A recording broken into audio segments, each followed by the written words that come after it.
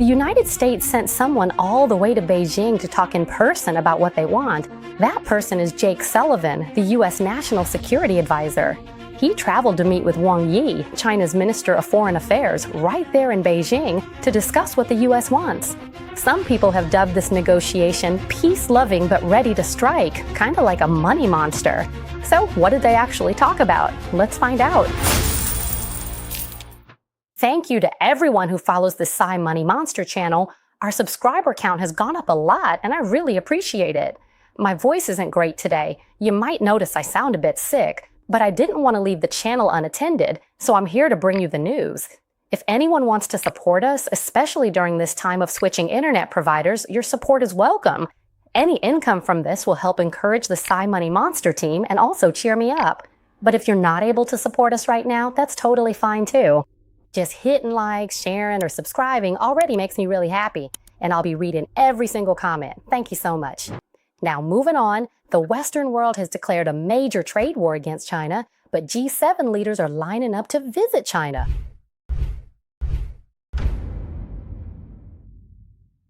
Almost everyone is gone, and as for the United States, they are the most involved. They started and led the charge in declaring the trade war, yet they're still sending people to talk with China. The most recent visitor was Jake Sullivan, the U.S. National Security Advisor. He's been an advisor for decades now. This time, he met with Wang Yi, China's Minister of Foreign Affairs. This meeting took place on August 28, 2024. Here's something strange. Did you know that Jake Sullivan? He's the U.S. National Security Advisor, and this is actually the first time since 2016 that someone in his position has visited China. The second thing that surprised me was their discussion topic, the so-called difficult relationship between China and the U.S., which is notoriously complicated.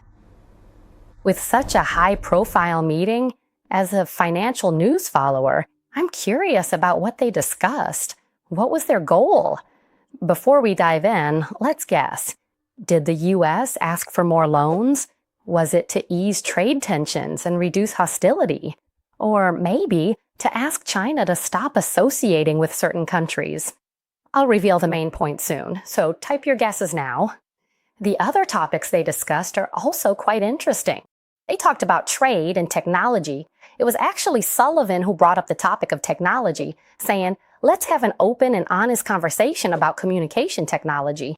On the other hand, Wang Yi from China was very direct about what he wanted. He asked if the United States could remove its military presence around Taiwan and also stop interfering in the South China Sea disputes between China and the Philippines.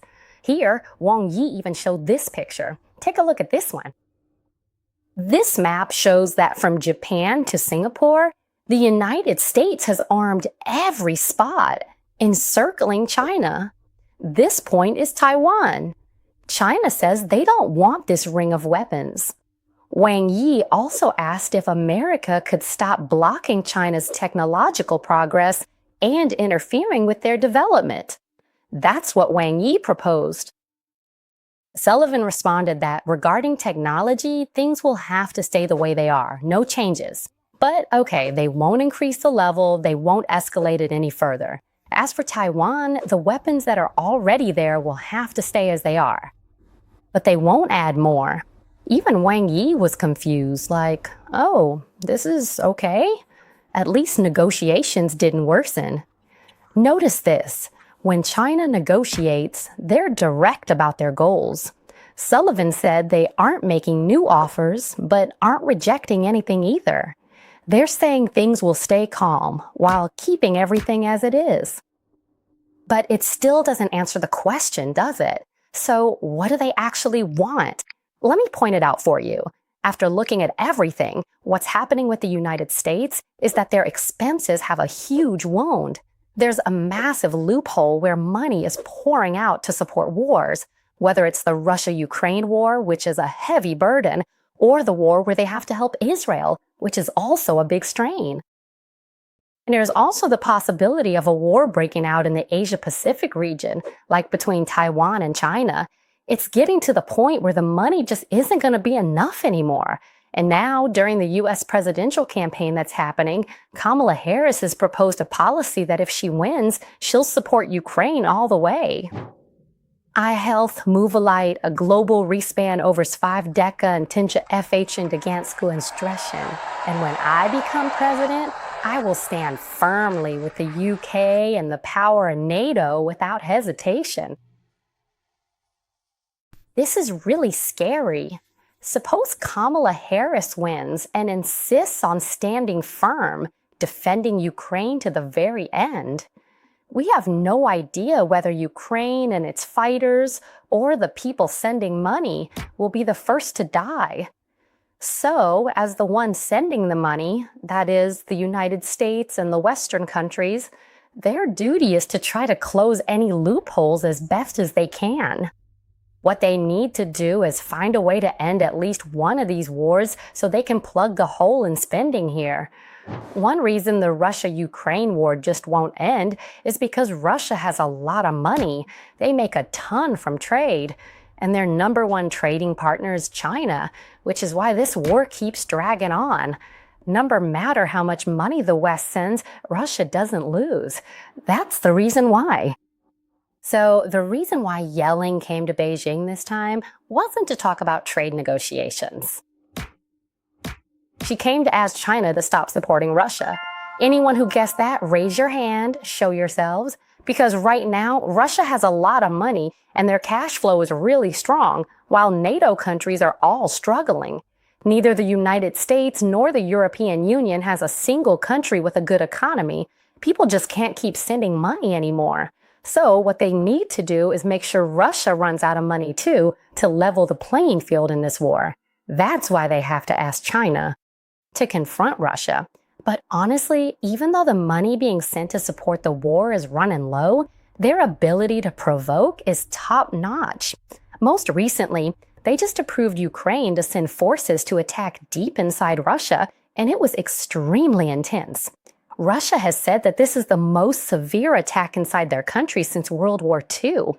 The United States is probably feeling nervous too, thinking, hey, are we about to get a fast delivery of nukes from Russia or what? So how did these negotiations turn out? In the end, it was a negotiation where nothing worked out. Nobody got what they wanted.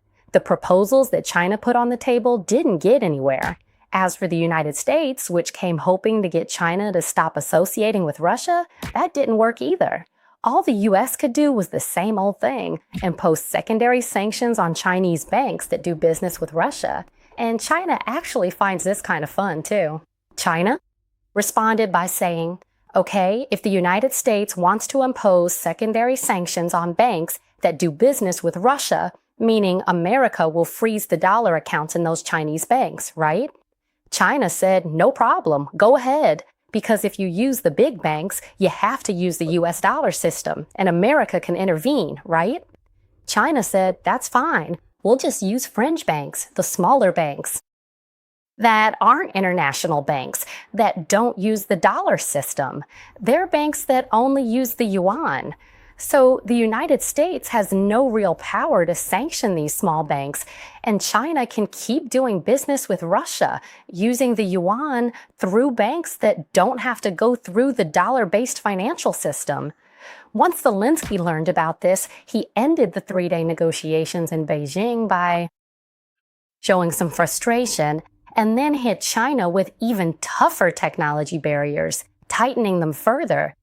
You could say that before the negotiations, the fence was house high, but afterward, it reached Mars.